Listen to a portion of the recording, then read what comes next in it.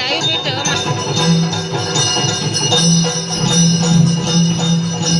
ನಾ ರೆಕಾರ್ಡ್ ಮಾಡಿರಲ್ಲ, ಈಗ ರೆಕಾರ್ಡ್ ಮಾಡಿದ್ದಿಲ್ಲ.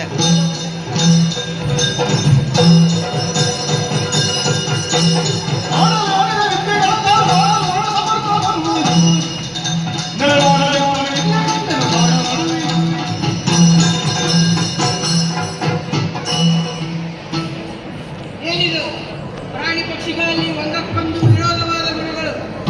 ವಿದ್ಯೆಯನ್ನು ಕಾಪಾಡುವಂತಹ ಸಾಮರ್ಥ್ಯವೇ ಇಲ್ಲ ಹೋದರಲ್ಲ. ಇದು ಯಾರ ತಪ್ಪು? ಆ